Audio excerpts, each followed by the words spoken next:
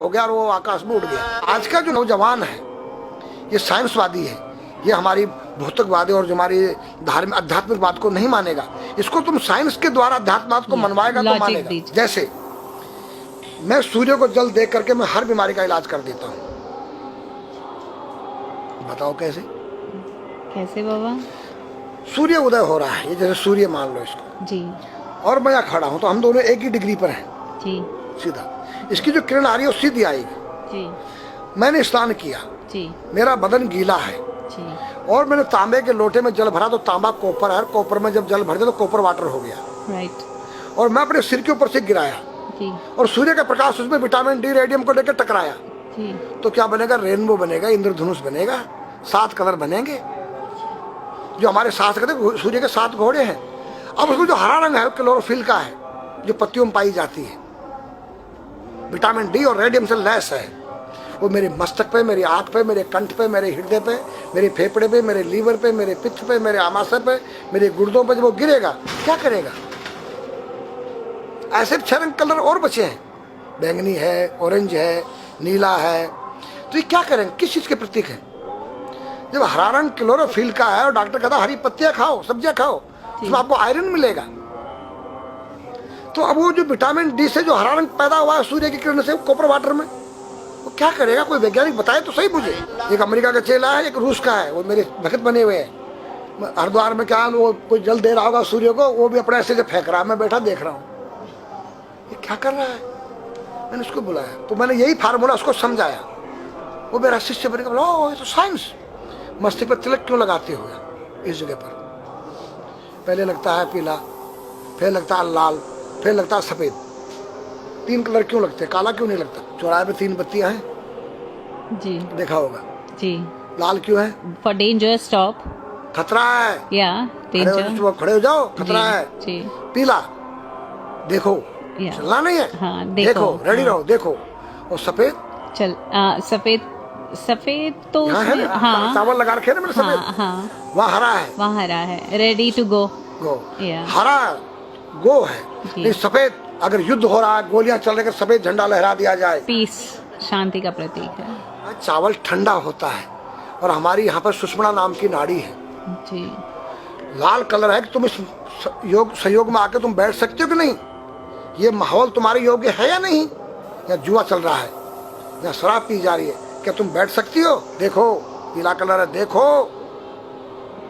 आना नहीं, जाना नहीं, देखो। ओ खतरा है या ठीक नहीं है, चलो। और सफेद शांति जी, क्या है? शांति, बैठ सकते हैं। तो ये हमारी जो है संस्कृति में एक वैज्ञानिक है। जब हम खाते हैं गैस बनती है, तो चावल जब पानी में भीगे बाद ठंडा हो जाता है और हमारी सुषुम्ना नाड़ी पर जब लग गया है तो उस नाड़ी को ठंडा करने लग गया है। उस नाड़ी से कोई गर्म गैस को ऊपर चढ़ने नहीं देगा। और हमारे सिर ब्रह्मांड में, हमारे सिर के अंदर कोई ऐसी वायु गैस जाकर तुम्हारे सिर को परेशान नहीं कर सकता है। तो मेरे पास जितने हमारे शास्त्र पुराण ग्रंथ हैं ये साइंस है। मैं साइंस के द्वारा इन वैज्ञानिकों को समझा सकता और रगड़ा सकता। कहा जाता है कि नागा बाबा जो हैं वो कुंभ मेले के बाद विलुप्त हो जाते हैं, ऐसा कुछ है क्या? ऐसा नहीं है। जैसे हम गंगोत्री धाम हिमालय में रहते हैं जी, वहाँ मुझे हिमालय पसंद आया जी। क्यों? कि तुम गर्मी से बचने के लिए तुम्हारे रूम में एसी लगी है जी, ठंडा पानी पीने के लिए तुम्हारे पास कृत्रिम जो है फ्रिज लगा है जी, हवा लेने के लिए तुम्हारे को पंखे या कूलर जो है कृत्रिम लगे हैं। लेकिन भोलेनाथ बाबा ने मेरे लिए नेचुरल एसी लगा रखी है और नेचुरल फ्रिज लगाया है, नेचुरल पंखे लगे हैं। तो मैंने सब कुछ त्याग दिया। छाती में तो मैं कुछ लेके नहीं जा सकता हूँ, चाहे मेरे पास अरबों खरबों रुपया हो जी, खाऊंगा मैं उतना ही जितनी मेरी पेट के अंदर भूख है। पढ़ना लिखना ये तो सहज चातुरी, काम धैन मन बस करन गगन चढ़न मुश्किल। काम धैन मतलब अपने वीर्य को कंट्रोल करना, अपने मन को कंट्रोल करना और अपने प्राण को ब्रह्मांड में यहाँ ले जाना। ये खोपड़ी क्या है? ब्रह्मांड है, उसको कहते हैं समाधि। सारे शरीर के प्राणों इकट्ठा करके इस ब्रह्मांड में मस्तिष्क में ले जाके बैठ जाना, जिसको ब्रह्मरंध्र कहते हैं, उस गुफा के अंदर। ये 3 वस्तु मुश्किल है, बाकी सब आसान है। अपरिग्रह मतलब उतना रखो जितना तुम्हें आवश्यकता है, अधिक मत रखो। अब तुम अष्टांग योग जो है पतंजलि लगा रहे हो और व्यापार बिजनेस चालू है, मेरी दूध को ले लो, टूथपेस्ट ले लो, अब मेरा आयुर्वेदिक अंडरवियर आ गया है। मैंने बोला वो कैसा है कि मैंने गंगा जल में जड़ी बूटे के रस में धागे भिगोए थे तब बनाया था। और मेरा दावा है कोई कितना योग कर ले कोई स्वस्थ नहीं रह सकता है, क्यों? खान पीन तुम्हारा केमिकल, वायु में तुम्हारा केमिकल, पानी में तुम्हारा केमिकल। अब जो तुम आरओ का पानी नहीं पी रहे हो उसके पानी के गुण ही नष्ट हो गए सब। उत्तर को सिर करके सोना क्यों मना किया है साइंस ने? हमारे शास्त्र मना करते हैं। हम उत्तर को सिर करके सोएंगे, दक्षिण को पैर करके। हम जब उठेंगे तो हमारी दृष्टि कहाँ? दक्षिण की तरफ जाती है। दक्षिण में यम का वास होता है। और जब दक्षिण को सिर करके सोएंगे तो हमारा मुंह उत्तर को जाएगा। उत्तर हिमालय है, भगवान शिव का कैलाश है। साइंस कहता है कि पृथ्वी के उत्तर ध्रुव दक्षिण ध्रुव है। पृथ्वी कैसी है पता है? तेरा सिर, सेम तेरा चेहरा 23.5 डिग्री के अंश पर है। ये थोड़ी सी चुटिया नाप लेना अपनी प्रकार लेकर के। तुम भी नाप लेना, तुम भी नाप लेना, मैं भी नाप लूँ चाहे। ये थोड़ी सी चुटिया 90 पर नहीं है, ऐसे तिरछी झुकी हुई है। ये चुटिया, ये थोड़ी है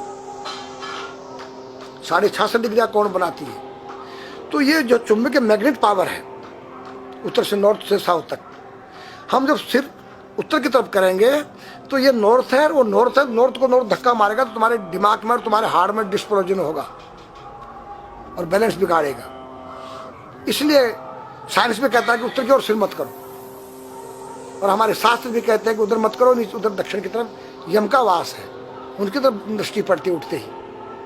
मतलब एक कहने का फर्क है, एक चीज एक ही है। आज हमारे पास योग की विद्या थी, वो गायब हो चुकी है। अब तो जो थोड़ा सा कोई एक चूहा था, वो दुकान में गया, उसको एक हल्दी कंकर मिल गया, बोला हम पंसारी हो गया है। हल्दी मिल जाने से पंसारी बन गया। जो पीटी स्कूल में कभी किया होगा आप लोगों ने, पढ़ा होगा स्कूल में, उसी को योग कह रहे हैं। योग क्या है? भगवान कृष्ण के पास था, उज्जैन गए थे संदीपनी ऋषि के पास सीखने के लिए। एक ही समय में 16,808 राणियों के साथ बात कर रहे हैं, अलग अलग रूप। योग से अनेक रूप बन सकते हैं। योग हनुमान जी के पास था। जब लंका में घुसे हैं तो मच्छर का रूप बनाया उन्होंने, मत्स्य के समान रूप धर कपि, मच्छर के समान। जब सीता के पास गए छोटे से बनकर तो पूछा क्या तेरे जैसे ये सब? कि हाँ। फिर तो श्रीलंका पे विजय पाना असंभव है। तो हनुमान ने पहाड़ का जैसा रूप दिखाया, हिमालय जैसा। सर्जविन करना, अपने प्राण को निकाल के मुर्दे में डाल देना, उसको प्रकाया प्रवेश कहते हैं, जो आज है ही नहीं, लुप्त हो गई। जो जानता उसने किसी को बताता नहीं।